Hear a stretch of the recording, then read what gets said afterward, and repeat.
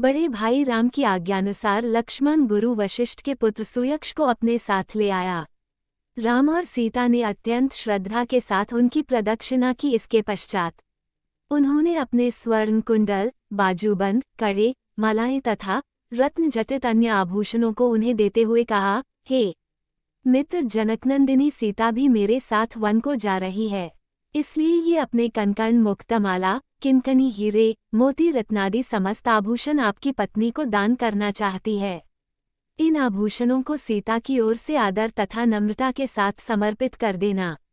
मेरी यह स्वर्ण जटित शया अब मेरे लिए किसी काम का नहीं है, अतः इसे भी आप ले जाइए। मेरे मामा ने अत्यंत स्नेह के साथ मुझे ये हाथी दिया था, इसे भी सहस्त्र स्वर्ण मुद्राओं के साथ आप स्वीकार करें। राम के वनगमन के विषय में ज्ञात होने पर सुइस के नेत्रों अश्रु भर आए हैं। सजल नेत्रों के साथ राम के द्वारा प्रदान की गई वस्तुओं को उन्होंने ग्रहण किया और आशीर्वाद दिया। हे राम, तुम चिरंजीवी हो, तुम्हारा 14 वर्ष का वनवास तुम्हारे लिए निष्कंटक और कीर्तिदायक हो। वनवास की अवधि समाप्त होने पर लौटने पर तुम्हें अयोध्या का राज्य पुनः प्राप्त हो। इस प्रकार आशीर्वाद देकर गुरुपुत्र सुयक्ष विदा हुए। उसके बाद राम ने अपने सेवकों को, जो कि राम के वनवास से दुखी होकर रो रहे थे, बहुत सारा धन दान में दिया और सांत्वन देते हुए बोले, तुम लोग यही रहकर महाराज, माता कौशल्या, सुमित्रा, कैकेयी, भरत, शत्रुघ्न एवं अन्य गुरुजनों तन मन लगाकर सेवा करना। सदैव इस बात का ध्यान रखना कि उन्हें किसी प्रकार की असुविधा न हो। फिर राम ने अपनी समस्त व्यक्तिगत संपत्ति को मंगवाकर सीता के हाथों से उसे गरीब, दुखी, दीन, दरिद्रों में बंटवा दिया।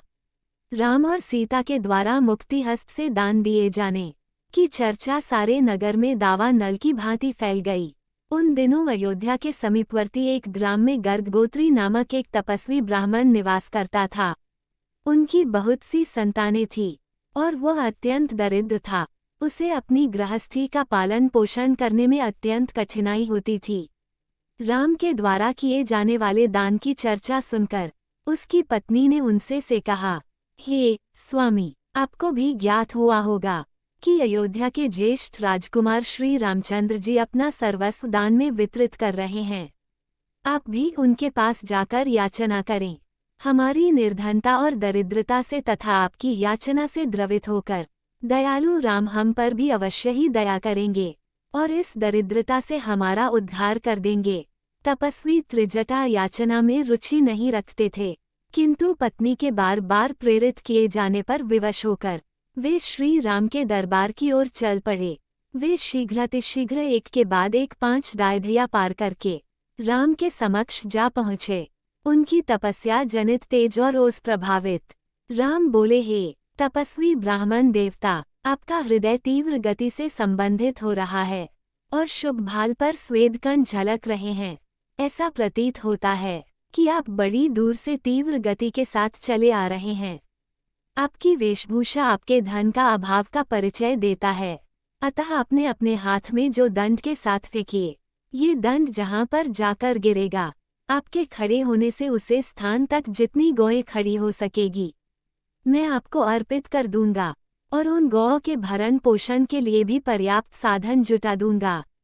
इस आदेश को सुनकर त्रिजटा ने पूरी शक्ति के साथ दंड फेंका। दंड सरयू नदी के दूसरी पार जाकर गिरा। राम ने उसके बल की सराहना की तथा उसे अपनी प्रतिज्ञानुसार गौएं दान में दी। उनको विदा करने के पूर्व मोती, मुद्राएं, वस्त्रादि भी दान में दिया। इस प्रकार अपनी असंख्य धनराशि का दान कर सबको संतुष्ट करने के पश्चात वे सीता और लक्ष्मण के साथ पिता के दर्शनों के लिए चले गए।